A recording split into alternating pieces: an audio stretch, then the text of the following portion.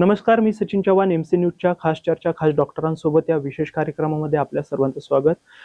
या कार्यक्रमामध्ये विशेष तज्ज्ञ डॉक्टर आपल्या स्टुडिओला भेट देत असतात. विविध विषयांवर चर्चा होते. आज देखील आपल्यासोबत मेडिकवर हॉस्पिटलचे डॉक्टर अविनाश कचरे सर आहेत, जे की इमर्जन्सी मेडिसिन डिपार्टमेंटला आपलं कार्य बजावत असतात. आपण इमर्जन्सी मेडिसिन म्हणजे काय याबाबत आपण त्यांच्यासोबत चर्चा करणार आहोत. आणि इमर्जन्सी मेडिसिनच्या माध्यमातून डॉक्टर कोणत्या आजारांवरती उपचार करतात किंवा काय सेवा देतात याबद्दल आपण त्यांच्याशी चर्चा करणार आहोत. सर, एमसी न्यूज मध्ये आपलं खूप खूप स्वागत.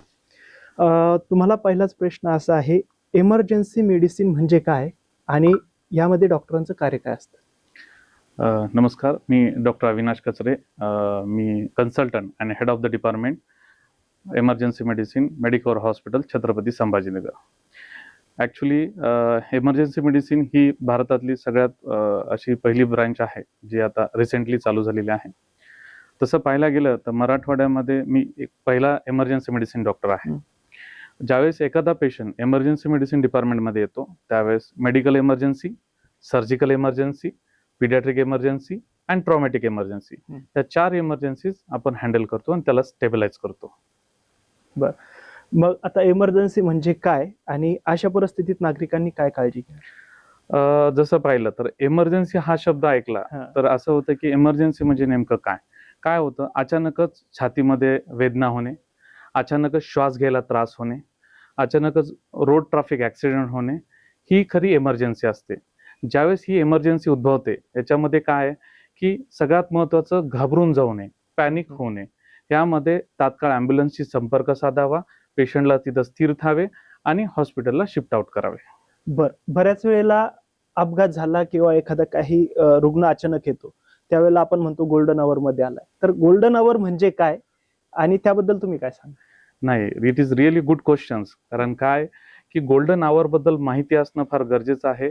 जर एखादं आपल्याला सिम्पटम्स डेव्हलप झाले किंवा एखादी इमर्जन्सी जसं छातीत दुखायला लागलं तर पहिला 1 तास हा जो असतो तो गोल्डन आवर असतो.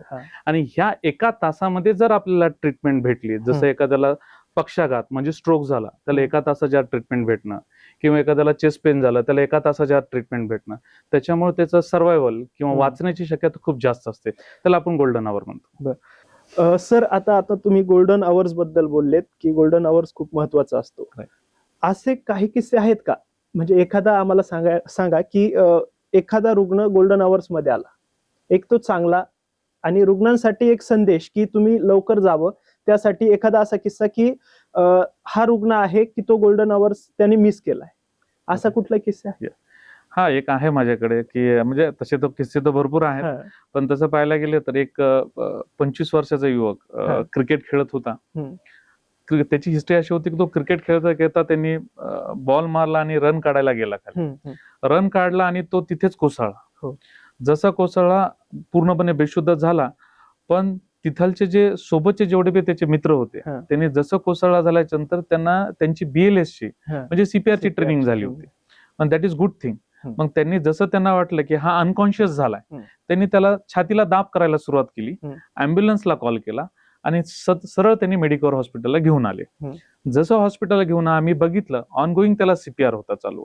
म्हणजे ते विदिन अ आवर म्हणजे 1 तासाच्या आत हॉस्पिटलला पोहोचले आणि आपण त्याला CPR कंटिन्यू केला. त्याच्यानंतर त्याचं हृदय चालू झाले आणि मग त्याला आपण व्हेंटिलेटरवर घेतले.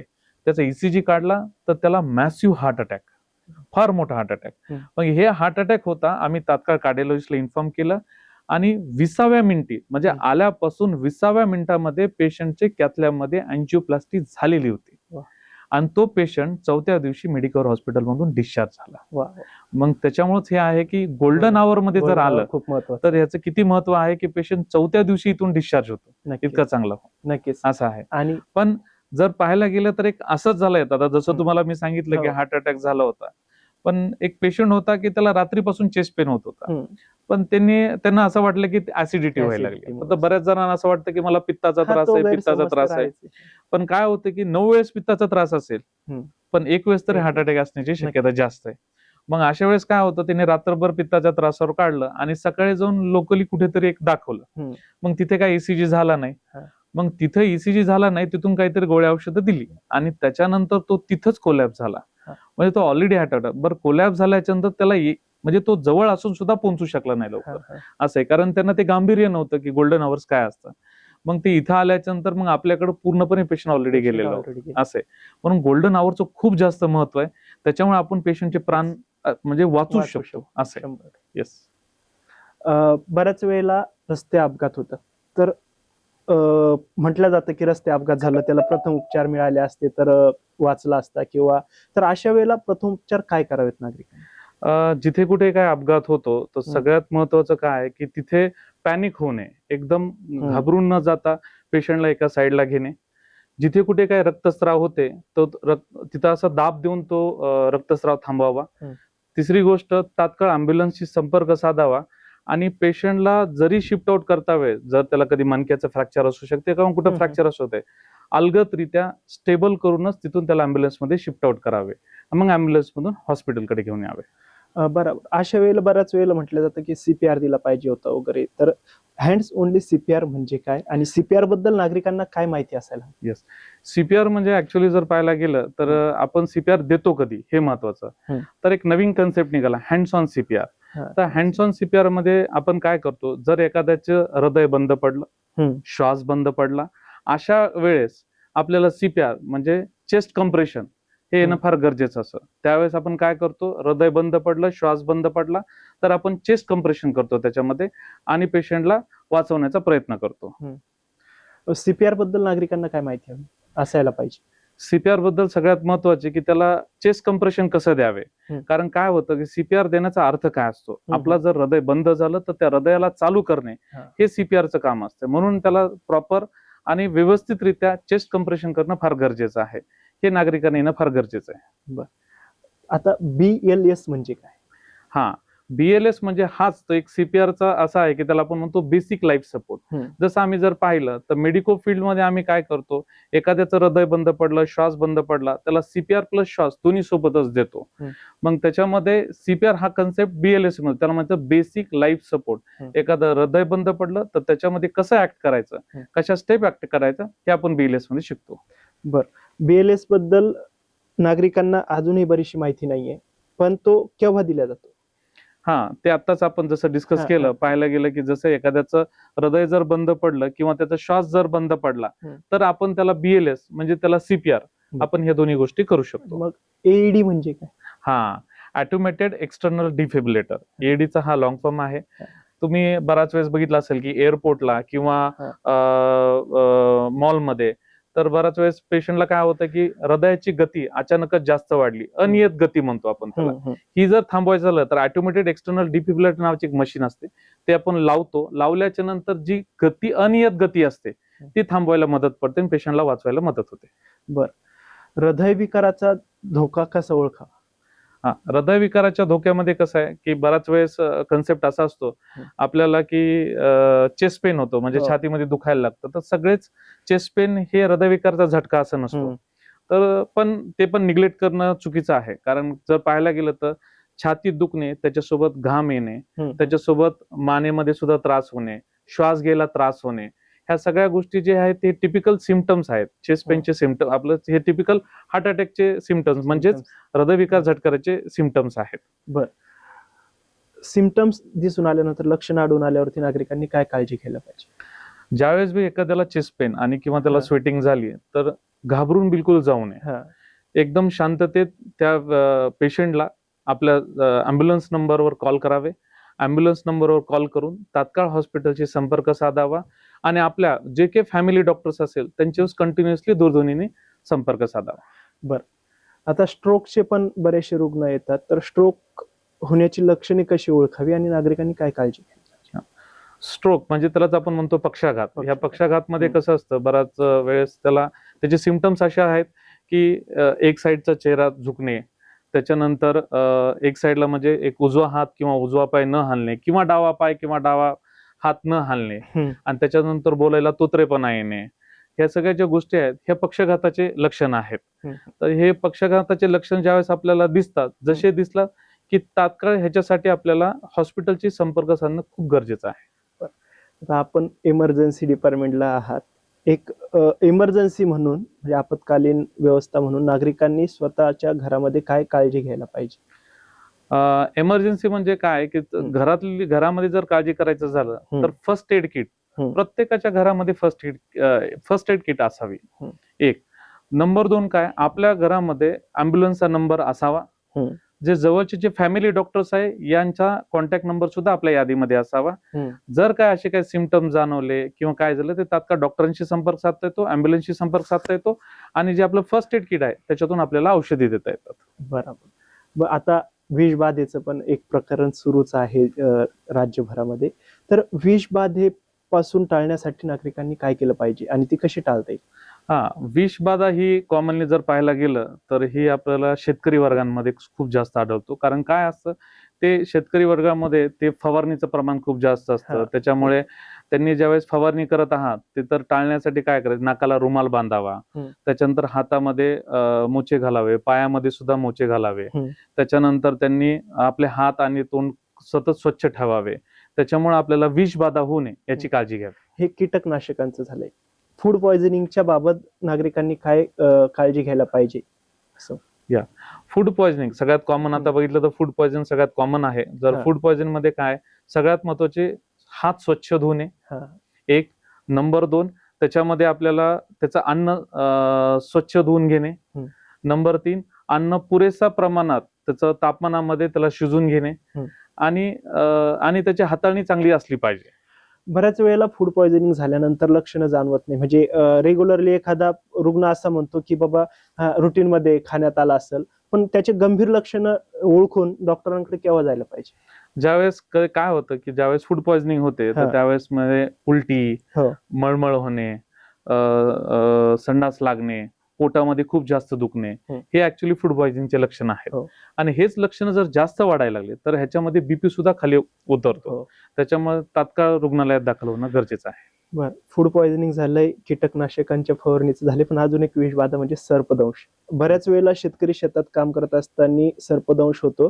तर सर्पदंश होऊ नये म्हणजे सर्पदंश टाळण्यासाठी आणि जर एखाद्याला सर्पदंश झालाच तर त्यावेळी एखाद्या शेतकऱ्यांनी किंवा नागरिकांनी काय उपचार केले पाहिजे किंवा प्रथम उपचार केले पाहिजे किंवा काय काळजी घेतली पाहिजे?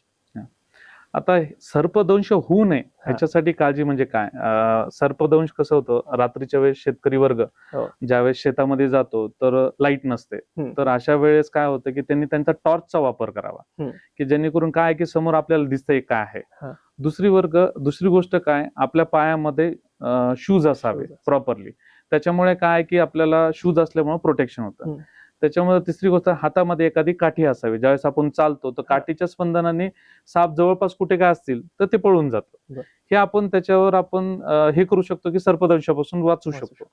पण जर सर्पदंश जर झाला तर त्याच्यामध्ये काय की सगळ्यात महत्वाचं काय, सर्पदंश आपल्या जर भारतामध्ये पाहिलं तर सर्पदंश 80% हे जे साप आहेत हे बिनविषारी आहे. फक्त 20% साप हे विषारी आहेत. जर हे त्याच्यामुळे काय होतं, आपल्याला एखादा जर सर्पदंश जर झाला तर लोक घाबरतात जास्त आणि घाबरल्यामुळेच त्यांचं मृत्यू होण्याची शक्यता जास्त आहे.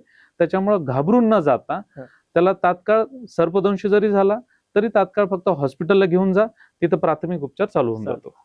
तुम्ही मगाशी बोलताना सांगितलंय की कीटकनाशकांची म्हणजे जे विषबाधा आपण ज्याच्याबद्दल होण्याची कारण तुम्ही सांगितले किंवा आपण त्यावरती चर्चा केली, परंतु बऱ्याच वेळेला डायरेक्टली एखादा शेतकरी पॉइझन घेतो किंवा फवारणी करताना तुम्ही म्हणता की नाकातून तोंडातून जातो किंवा शरीराच्या त्याला ती विषबाधा होती. अशा वेळेला नागरिकांनी काळजी काय म्हणजे प्रथम उपचार म्हणून काय करायला पाहिजे? प्रथम उपचार म्हणजे काय की तिथे जर जिथे कुठे आपल्याला विषबाधा होण्याची शक्यता जिथे वाटली तिथे काय करायला पाहिजे, त्या स्थिर अवस्थेमध्ये त्या पेशंटला स्थिर करायचं, त्याला एका बाजूला घ्यायचं, त्याचं पूर्ण अंग स्वच्छ क्लीन करून घ्यायचं पाण्याने, जेणेकरून जिथे जिथं विष टच झालेलं आहे ते पूर्णपणे निघून जाईल. आणि त्याच्यानंतर एक अँब्युलन्सला कॉल करायचा आणि पेशंटला रुग्णालयामध्ये शिफ्ट आउट करायला आपल्याला मदत होते. बरं, आता सर्पदंशाबद्दल गैरसमज आहेत खूप सारे, ते काय आहेत? सर्पदंशामधील गैरसमज कसे आहे की बऱ्याच जणांना असं वाटतं की सर्पदंश जिथं झालाय तिथं कुठेतरी ब्लेडनी कट घ्यायचा, त्यांनी काहीच होत नाही. एक. दुसरी गोष्ट काय, जिथे सर्पदंश झाला तिथं त्यांनी आपल्या तोंडानेच ते विष वसून काढायचं, पण तसा त्याचा काही उपयोग नाही. आणि तिसरी गोष्ट असं आहे की त्याच्यामध्ये ते तांत्रिकाकडे घेऊन जातात. हा एक महत्वाचा मुद्दा आहे. विंच उतरवतात, साप उतरवतात, याबद्दलचा जो गैरसमज आहे त्याबद्दल. कारण एकदा सर्पदंश झाल्याच्या नंतर विष ऑलरेडी रक्तात आलेलं असतं. आणि त्याच्यामुळे काय, सगळ्यात महत्वाचं काय, विषाला प्रतिविष, त्याला आपण म्हणतो अँटीव्हेनम. आणि हे अँटीव्हेनम हे फक्त आणि फक्त रुग्णालयातच भेटतं, तांत्रिकाकडे नाही. बर, आता विषबाधेचं झालंय, उष्णता खूप सारी आहे. उष्माघातापासून बचाव करण्यासाठी नागरिकांनी काय करायला पाहिजे? सगळ्यात महत्वाचं, जर उष्माघात जर बघितला असेल आपल्याकडे सध्या, तर सकाळी 11 ते 4 हे सगळ्यात जास्त ऊन आहे. त्यामुळे सकाळी 11 ते 4 बाहेर जाणे टाळा. एक. दुसरी गोष्ट, खूप जास्त पाणी प्या. तिसरी गोष्ट, जरी तुम्हाला बाहेर जायची इच्छा झाली दुपारच्या वेळेस, तर गॉगल, डोक्याला कापडी रुमाल बांधा, त्याच्यानंतर छत्रीचा वापर करा, असं आहे. आणि सगळ्यात महत्वाचं काय, की सुती कपडे जर घालायला जर जमत असतील तर सुती कपडे आणि हलके कपडे घाला. त्याच्यामुळे आपण उष्माघातापासून बचावू शकतो. उष्माघाताची लक्षणं आणि त्याच्यापासून काय काळजी घेतली पाहिजे? म्हणजे काळजी तर तुम्ही सांगितली, पण उपचार काय केले पाहिजे, प्रथम उपचार? काय होतं की जसं की उष्माघात एखाद्या व्यक्तीला झाला तर त्या व्यक्तीला काय करणं फार अवघड जातं. त्याच्या जवळच्या रिलेटिव्हलाच त्याला आपल्याला हॉस्पिटलला घेऊन यावं लागतं. पण जर तिथं काय होतं, उष्माघातामध्ये काय होतं, टेम्परेचरचं प्रमाण खूप जास्त वाढतं. आणि टेम्परेचरचं प्रमाण खूप जास्त वाढल्यामुळे काय होतं की शरीराच्या आतमधलं सुद्धा टेम्परेचर खूप जास्त वाढतं. त्याच्यामुळे जर आपल्याला वाटलं की बाबा त्याला चक्कर आली, भुरळ आली, त्याच्यानंतर त्याला खूप जास्त टेम्परेचर वाढलंय, डोकेदुखी वाढलीये, आणि ह्या सगळ्या गोष्टीमुळे त्याला जर त्रास होतोय तर तात्काळ हॉस्पिटलचा संपर्क साधा. आता खरं तर आहे ना, तुमच्या सोबत चर्चा करायची म्हटल्यावरती विषय पण संपणार नाही. तुम्ही आहेच इमर्जन्सी डिपार्टमेंटला, परंतु तरीही एक प्रश्न असा आहे की इमर्जन्सी डिपार्टमेंटमध्ये आता काही अत्याधुनिक सुविधा आल्यात का? येस. म्हणजे पहिले काय असायचं, पहिले जर पाहायला गेलं तर तुम्ही, तर पहिले जुनं असं म्हणायचं की कॅज्युअल्टी.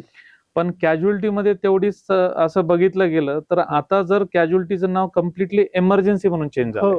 तर हे जे इमर्जन्सी झाले, म्हणजे जिथे व्हेंटिलेटरची सुविधा आहे, जिथे सिटी स्कॅन, MRI स्कॅन, म्हणजे इमर्जन्सी जेवढे बी इमर्जन्सीज आहेत ते इमिडिएट बेसिसवर केल्या जातात.